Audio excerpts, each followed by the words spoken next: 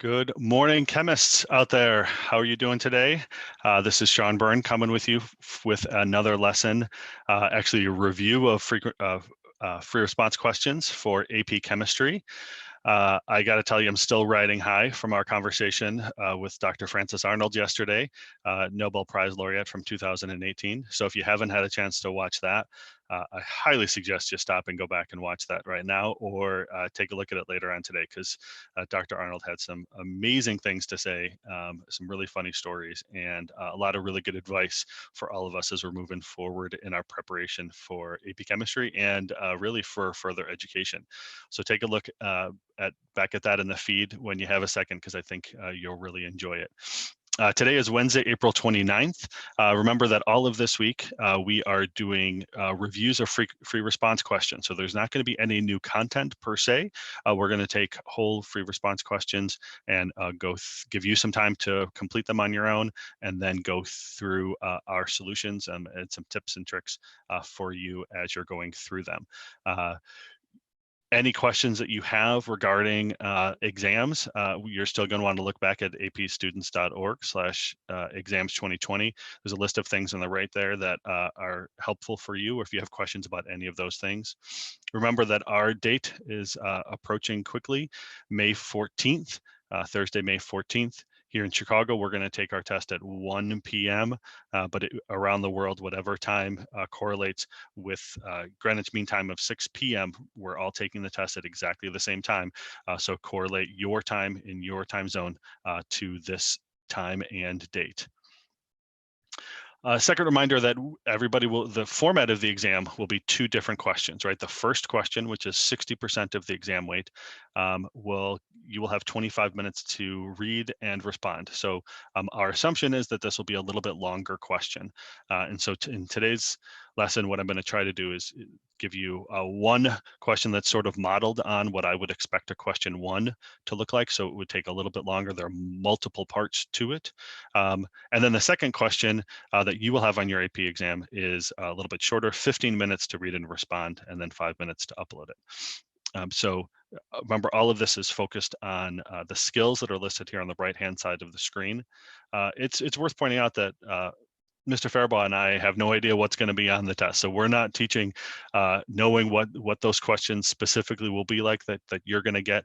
There's a whole different team of people that are working on that. So what we're doing is teaching you as much good chemistry as we can, looking back at previous free response questions to give you a model of those and some of our how we would like to see some responses. Today, I have a couple of student responses, similar to what Mr. Fairbaugh had on Monday.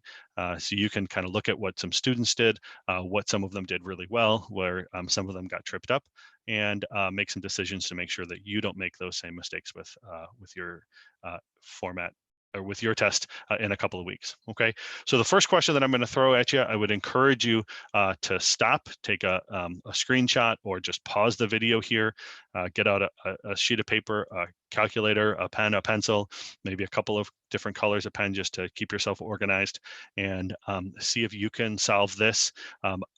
This problem has 4 parts on this screen, and then there's a second screen. In my mind, this seems to model what we will have as a 25-minute question, because there are multiple parts to it. So I'd encourage you to, like I said, take a screenshot of what's happening here. There's 4 parts A, B, C, D here. And then the second part, or the next page of the questions, has you looking at a graph.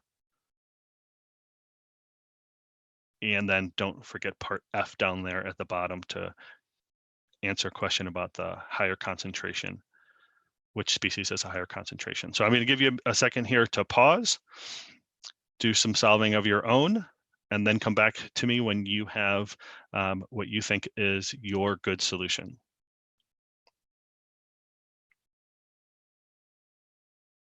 Okay, great. I'm going to assume now that you have already done some of your own work on this problem. And I'm going to go through some of the ways that I would solve it, certainly keeping in mind what the scoring guidelines are. This is an official AP or released AP free response question from a number of years ago. We can look at what some students did and what the scoring committee said would be an acceptable response to this question. So the first thing is to look at, to write the net ionic equation between, net ionic equation, yeah, between the reaction between K C6H7O2 and HCl. So anytime that I am answering a question like this, and when I'm talking to my students about it, I encourage them to write out the complete molecular equation. So this is not a scoring requirement. This is not a part of what you would necessarily be expected to write down. But in terms of your thinking about how this would this reaction might proceed, I think that this is an important thinking step to for your own process in coming to a solution. And so what I would hope you'd be able to recognize is that this is a double replacement reaction.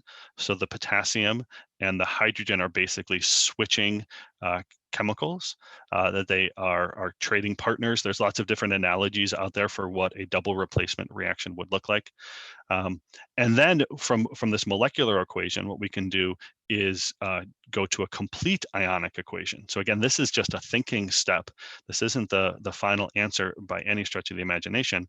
But what we would notice here, and this is a key part of the understanding, is that this acid that is formed over here, sorbic acid, I believe, is a weak acid. And because it's a weak acid, this is kind of what's driving the reaction, and what we would not expect to be dissociated or ionized here. We would not expect the hydrogen and the sorbate to be separated.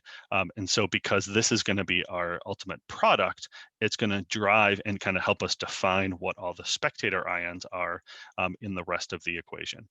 And so for me, starting with the complete molecular equation, then going to the complete ionic equation helps me to identify what's the one thing that's going to drive this reaction, what's the product that will help me then identify what my reactants need to be to get to that product, or identify what my spectator ions are. And so I'm going to notice that one of my spectator ions is chloride. And because chloride appears on both sides of the equation in exactly the same form, I would drop it out of the equation. It's a spectator. It's sitting in the solution, watching everything else have all the fun, watching everything else react. And so it is not involved directly in the reaction. Potassium similarly appears in the same form as a potassium ion on both the reactant and product side. And so we can eliminate that from the equation. And that gives us an ultimate net ionic equation of our two ions reacting to make our sorbic acid over here. And that would be the acceptable net ionic equation for the reaction between our two compounds. Now, some of you are able to look at the problem just as it is and able to see this net ionic equation in your head. Many of you are not able to do that, and that's okay. You're not expected to jump right from the problem that's here directly to this net ionic equation.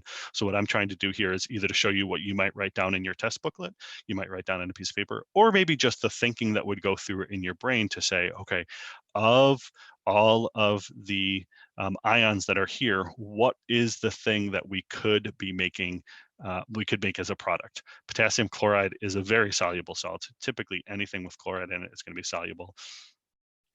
Anything that potassium salts are going to be very soluble as well. And so the idea that potassium chloride would be making some sort of a precipitate would not be expected. And so then we look at this and say, oh, this is a weak acid.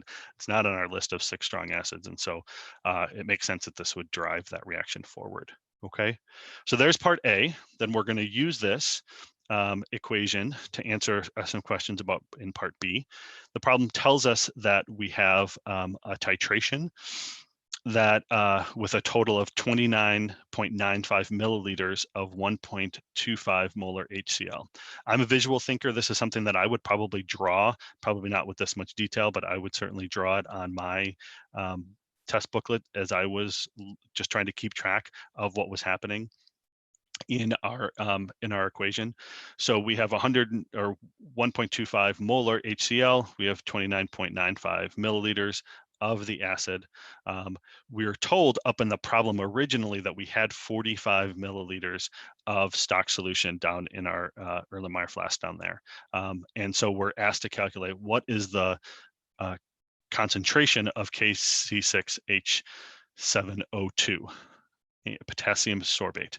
What is the concentration of that solution from here? So what we know the volume of the solution down there. We know we have 45 milliliters, but we don't know how many moles are there. And what we're going to be able to do is understand that in a titration, we're going to, when we get to the end point or the equivalence point right here, we're going to be able to see, get a stoichiometric relationship between our two reactants. Okay, and so if we know how many reactants or how many moles of hydrochloric acid we have, we can then use stoichiometry to compare how many moles of sorbate we had and then get our concentration. Okay, so the calculations are pretty straightforward because we're just looking at the molarity equation in two different forms. So we know that molarity is equal to moles over volume. So we're going to rearrange that to say moles is equal to molarity times volume. We fill in our numbers here. Be careful, we've got 29.95 milliliters. That's a tricky one for a lot of students to convert into liters, right? So we're gonna move, you might wanna divide by 1,000. You might wanna move the decimal point over 3 places. In either way, we're gonna end up with 0.0375 moles of HCl. And because in our net ionic equation, which is balanced, our moles of protons are equal to the moles of sorbate, they're in a 1-to-1 ratio, we can assume that our moles of sorbate is equal to moles of HCl. And then we just can plug those into our molarity equation. Molarity is equal to moles over volume. And we're going to bring this number down. We've converted our milliliters into liters again, and we should get to a concentration that is 0.832 moles per liter. Okay, and so that's our final answer for part B. What I've done here for part C is I've given you two different student responses. So these are our actual students wrote these words out in order to justify their answer. I'm going to give you a second to read what student 1 said. They're justifying why thymol blue, they believe thymol blue is the best indicator. And student 2 believes that bromothymol blue is the best answer. So read through their justifications and also read through, just compare their solution to your solution. What we're identifying is that at the equivalence point, the pH is measured to be 2.54. So we want to know which of the following indicators would be the best choice for determining the endpoint of the titration. We're given 5 of them here. And I hope that you're able to identify that student 1 was indeed correct here, that thymol blue is the best indicator for determining the endpoint of the titration because the indicator changes color when the pH is equal to its pKa. So the thymol blue has a pKa right here at 2.54. Of course, they're not exact. We're going to look at a graph of this whole situation in a couple of minutes, and we'll see why the fact that they're not exactly the same is probably going to be okay for this. If we had a different indicator that was closer, changed color closer to 2.54, then that would be great. But what we're looking for is a pKa that is close to the pH at the endpoint. That's when the color change would be happening, and that is what identifies a good indicator for us to use. Okay, what's interesting over here is a lot of students will think that, like student 2, that if we just put a whole lot of information in there, we just keep talking, that more information is always better. In this case, I thought this was a good example of student 1 knew what the right answer was. They told us what the right answer was. They kept their justification short and sweet, and then moved on to another problem. So don't feel like you need to go on and on and on about what you're to justify your answer. If you're able to give a clear and succinct answer, that's always the best way to go about it. Let's look at two different student answers for part D. Compare this work to the work that I hope that you have already done. We're trying to calculate the pH at the half equivalence point.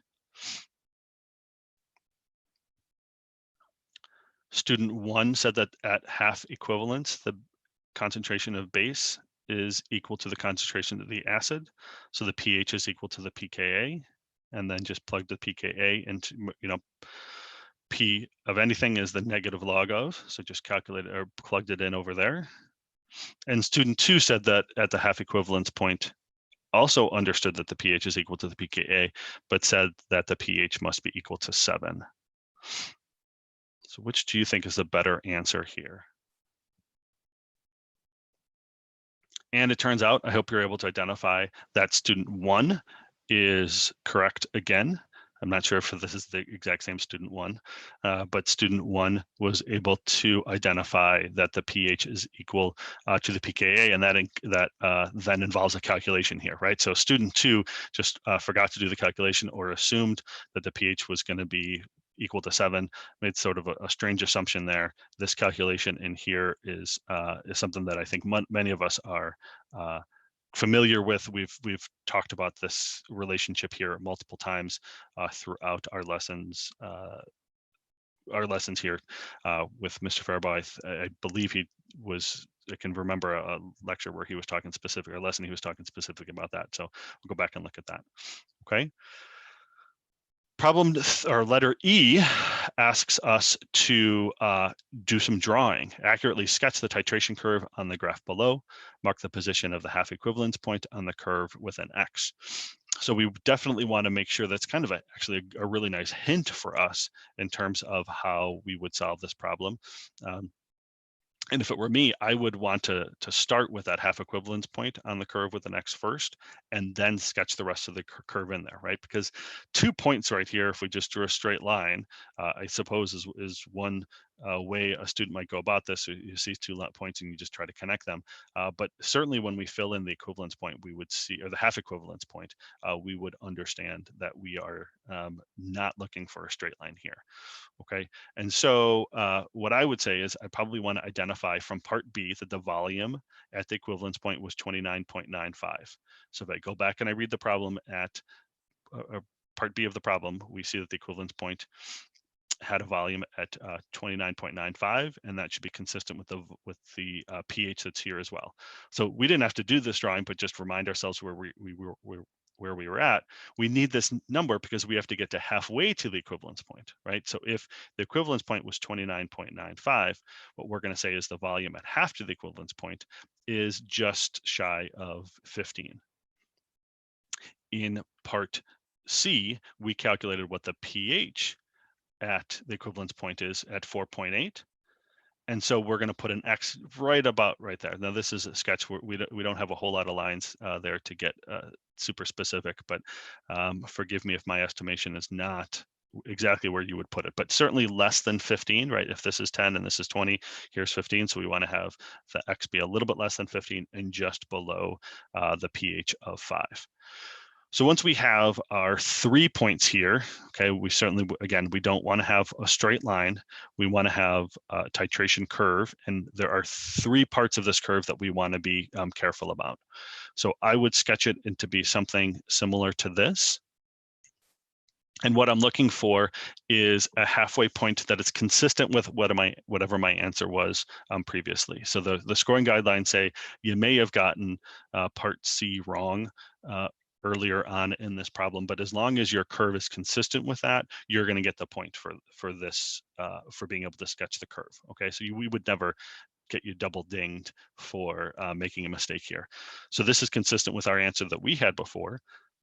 We want to make sure that we have a relatively horizontal line at the halfway point, or halfway to the equivalence point, okay? And that's because we're in that buffer zone. I think one of the students mentioned a buffer zone. So we see that there's going to be, we have a concentration of both the acid and its conjugate base.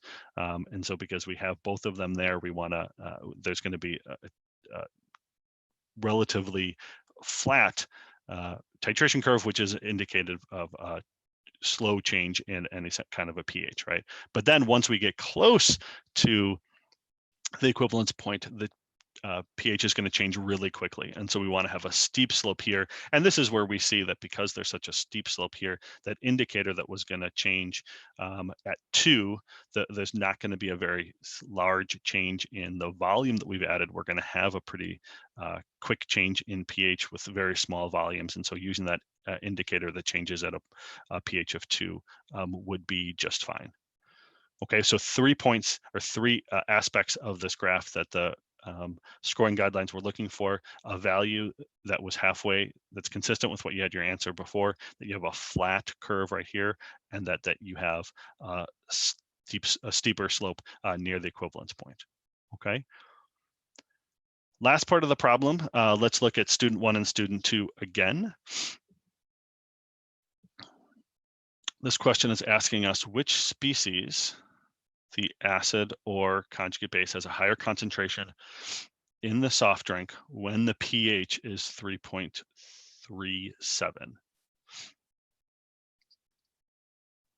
Student 1 is going to say that the acid has a higher concentration because this is an acid and that's a base, and the pH of the soft drink is acidic.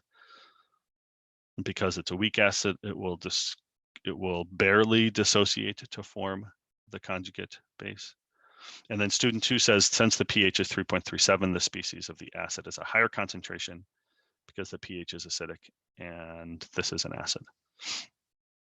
So I tricked you here because neither student 1 nor student 2 really had a good answer here, okay? What we're gonna wanna identify is really what student 3 said. If the pH is equal to 3.37, we're way past the halfway point, okay? So we can look at, we can think about what happens at the halfway point. We know that our concentrations of the acid and its conjugate are equal to one another. And so since the pH is lower, there's more acid that is present. So this is, when I looked at the student's response, I thought they had done a really nice job of graphing, of creating a sketch of their titration curve. And so then they were using that to their advantage to see which species was present. Which was more present. So we saw in student 1 and student 2 is that they gave us the correct answer, but they did not have good justification for why the answer was acid, and so they may have received one of the 2 points, but wouldn't have gotten full credit for it. Student 4, so I have another solution that I thought was really cool, the way that this student had answered the question. So I just wanted to show this to you. Maybe this is just my mathematical brain. But this student went back to the equilibrium expression, the Ka for this reaction, and said that we can set up what the equilibrium expression would look like. Ka is equal to the concentration of the ions over the concentration of the acid. Because this is a weak acid, we would have all 3 of these present at the same time. And really what this question is asking for is a ratio between the acid and the conjugate base. And so this student rearranged this expression up here to just say that the ratio of conjugate base to acid is equal to the Ka over the concentration of protons. And because we have both of these values, 1.7 times 10 to the minus 5th is given to us as the Ka earlier on in the problem. We know the pH, and so if from the pH we can calculate what the proton concentration is, we can calculate out this number and we get 0.04 as our answer. And because an answer of 1 would tell us that this ratio is a 1-to-1 ratio, and as this number gets lower than 1 or closer to 0, less than 1 and closer to 0, we know that the concentration of the conjugate base goes down, the concentration of the acid goes up, and so our conclusion here is that our concentration of the acid is much more than our concentration of the conjugate base. So I thought that was just a really nice example of using some relatively simple, straightforward mathematical principles, using some definitions that we have from multiple different pieces of our chemistry experience to get to a mathematical understanding that makes complete sense. So whether you're able to spell that out with a couple of bullet points or whether you're able to solve this mathematically, you would get to the same solution, which is that there is more acid present than conjugate base. Okay, so that is all of our first problem. Given the fact that that was a number of different steps, seems to model what a question number 1 or a 25-minute question would be for you. Now I'm going to give you 2 different 15-minute questions. We'll do them one at a time. So I'm going to give you one, show you your solution, and then show you another one. So here is a second question for you today. I think the soda model is what we would do in question number 2. I would expect you to be able to answer this in 15 minutes. Apologize that the font is so small, but take a screenshot of this or just pause the video where it is right now, and we'll come back with the solution in a couple minutes.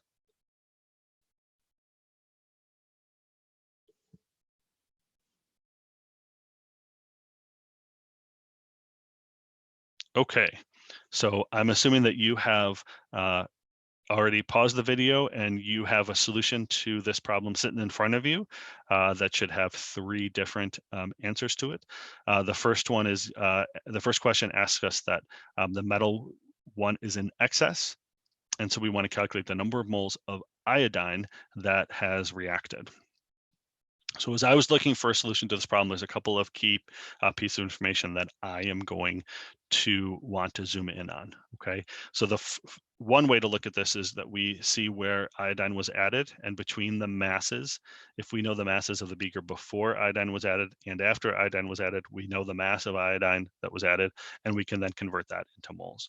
That information is also found down here. It's exactly the same information, so wherever you got the data from, you would have come to the same conclusion, right? So I'm going to say that the grams of iodine that reacted were 127.570 minus 126.549. I got those right off of either our balance up here or off of our data table down here. But either way, I get 1.021 grams of iodine that are present.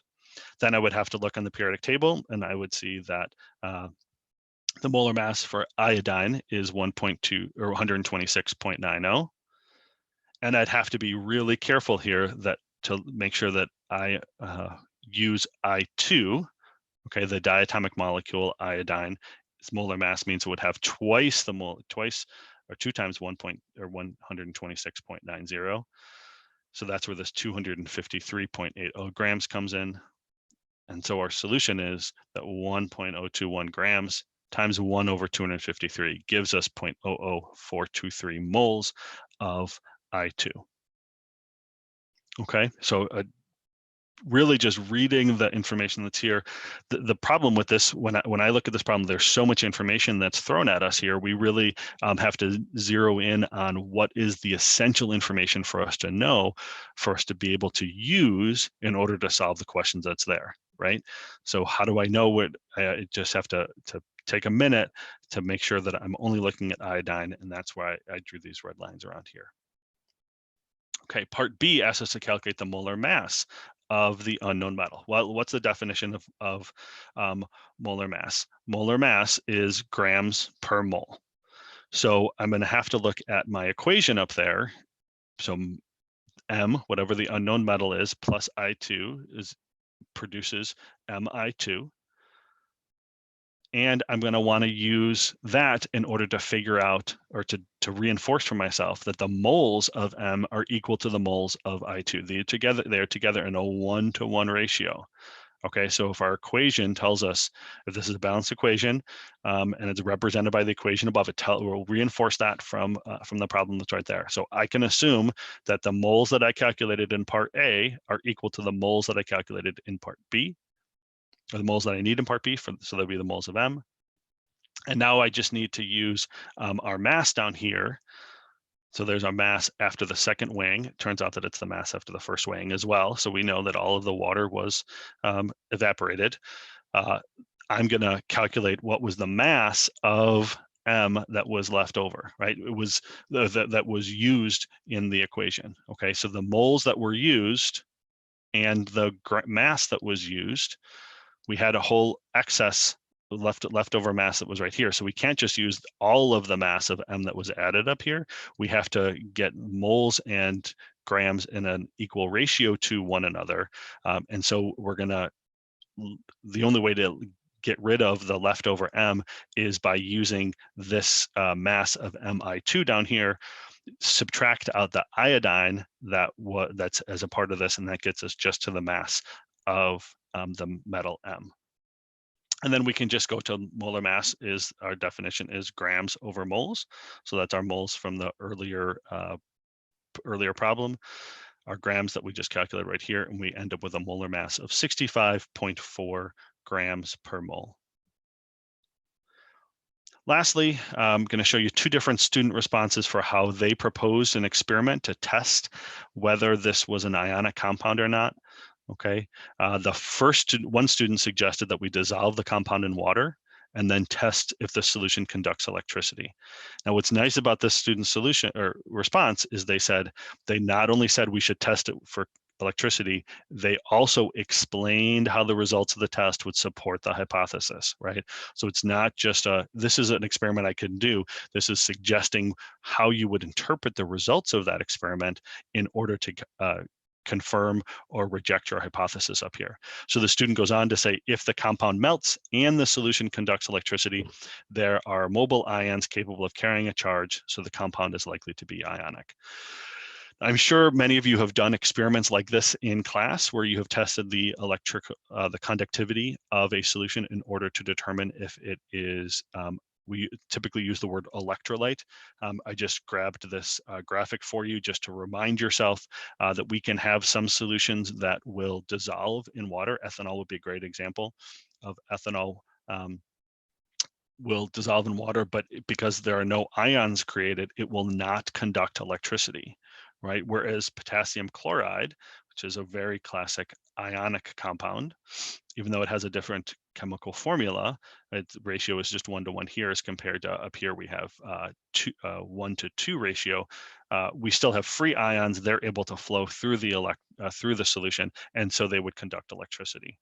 And the last thing we know is that the conductivity of electrolyte is related to the strength of the electrolyte. So if there are more ions in here, it will conduct electricity better.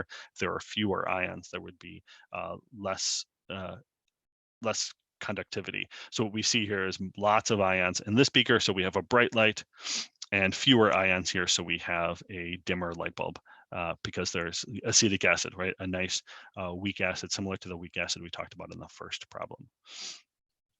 Now we could do a similar experiment where we just melted the salt, we melted the compound in order to see if it conducts electricity. Typically, a high school doesn't have, and maybe even some colleges don't have the capability of melting a solid crystal structure and then conduct electricity without melting whatever the apparatus was to test the conductivity as well. And so that would be an acceptable answer here. You could melt the solution, and one of the characteristics of an ionic compound is that it's liquid form. So it's not dissolved, it's just it's liquid formed where we melted the salt, does conduct electricity. I don't have a picture of that for you because it's not an experiment that many of us do in our classrooms or that you may have seen.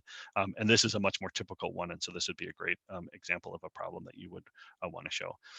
The second acceptable answer was to talk about the melting point, but just to talk about the relative value of the melting point. We know that ionic compounds tend to have high melting points. And so if you test the melting point of this compound and you find it to have a high melting point, it is likely to be ionic. This was an acceptable answer. Both of the solutions I've showed you here were acceptable answers in the scoring notes, as well as melting it and then testing its conductivity. So any of those three things that you wanted to say would be good to go, okay? Our last problem for today, I think, is another 15-minuter. We've got about just 3 questions here. We're looking at the solubility of calcium hydroxide. So take a minute to pause your video here, answer these 3 questions, and then come back to me when you're ready.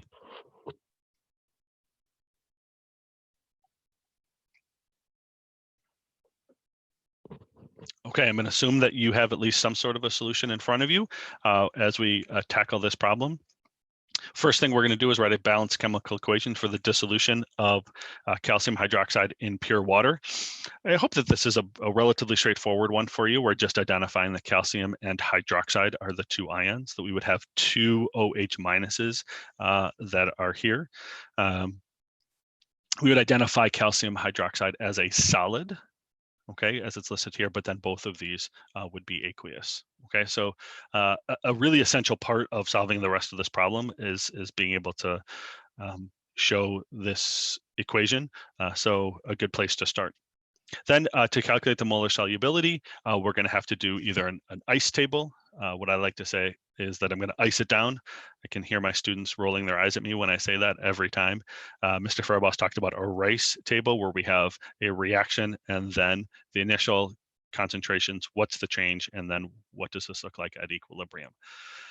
Remember that we define molar solubility as the maximum amount of calcium hydroxide that can dissolve in a solution before we make a precipitate. So it's imagining we can exactly get to a certain amount of calcium hydroxide that dissolves, and we have absolutely no precipitate, but if we added just one more molecule in it, that molecule would cause precipitation. Okay, so we're looking for a concentration of calcium hydroxide. Okay, and what's interesting about the problem B here is that we're also dealing with a common ion. So we're going to look at calcium nitrate here and see that nitrate is just going to be a spectator ion. It doesn't really do anything for us, but the solution already has some calcium ions in it.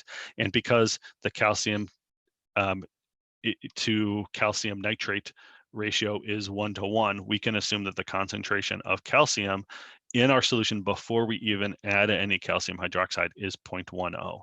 Okay, now be careful if for some reason we had a different ion here, we may want to be thinking about the nitrates, and then we would have to double this. We might have a 0.2 as we would put into our ice table. So that would be a way that we would make this problem even trickier. But for this one, just answering what's here, calcium is a 0.1.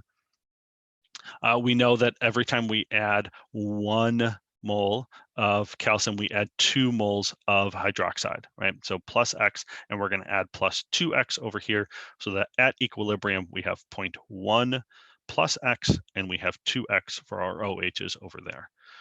Right, so this is a little bit more complicated of an ice table than we've had before, but that's because of our ice table, or because of our common ion, excuse me. And so we're recognizing that the 0.1 is brought down into here for the common ion. Okay, it's a little more complicated also because we don't have a 1:1 ratio here. We have 2, so we have to make sure we bring it down to 2X. If you go back to our lesson on solubility problems from Mr. Faribault, we're going to remember the math is about to get complicated as well. So I'm going to really go slowly through these steps for you so you make sure that we get this one right. Our Ksp expression is calcium ions times the concentration of OH squared. That's the definition of a Ksp expression. And we're told that the value is 1.3 times 10 to the minus 6. Now remember that because we have in the net ionic equation, the calcium hydroxide itself is a solid, it does not get included, right? It's a different species. We would call this a heterogeneous mixture. So the solids do not get included, only the ions that are in solution get included here. And remember that this 2 here is here because of the coefficient on the balanced net ionic equation. Okay, so there may be a 1 that's our exponent up here, but we have a 2 up here because of our coefficient on hydroxide. And then we're going to just fill in or plug in our equilibrium concentrations from our ice table earlier on. Okay, and so many students are going to get confused on 2 different things here. First, they're going to forget to put the 0.1 minus X. They're either just going to put the 0.1 or just the X. We'll talk about that in a minute. But they'll forget to put the 2X and the squared here. Remember that one of them has to do with the stoichiometry. The 2X has to do with stoichiometry, and the exponent of a 2 here has to do with the equilibrium expression with the Ksp, and so both of them need to be present here. Skipped ahead too quickly. All right, so take a second just to make sure that you're comfortable with how I filled that in. I'm putting together, so this first line up here, I got the Ksp expression from our net ionic equation. I filled in my values from my ice table. Okay, and now it's just algebra, but again, this algebra is a little bit tricky. Okay, so you're going to see that I simplify the 1.0, I'm sorry, the 0.10 minus X to just 0.10 because we assume that X is way smaller than 0.10. So we can assume that this X is not consequential. Now, if you had all the time in the world and a graphing calculator, we certainly could solve this, leaving that in. And if you want to go ahead and do that, you're going to see that you will get to the same answer. And so it's completely acceptable on the AP test just to make this assumption. Sometimes we call this the small x rule, but we would probably just want to write a little note here that the assumption is that x is much less than 0.1. And then remember that this exponent of a 2 gets distributed over both the 2 and the x, and so 2x quantity squared turns into 4x squared. Okay, so this step is another spot where students will oftentimes make a mistake. We can then, I'm going to go through the steps of simplifying it. So 0.1 times 4 is 0.4, and then our x is equal to our 1.3 times 10 to the minus 6 divided by 0.4, and then we'll take the square root of that whole thing, and we'll get 1.8 times 10 to the minus third as our concentration, or as our solubility. And because x is the concentration of calcium, and it's the concentration of calcium hydroxide, we can say that this is our molar solubility of calcium hydroxide.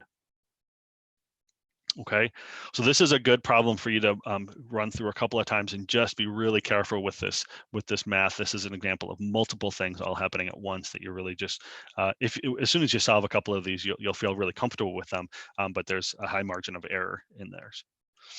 Last one is doing some drawing again, drawing some maybe particle representations here, particle pictures. We want to draw 4 water molecules in the correct orientation around calcium.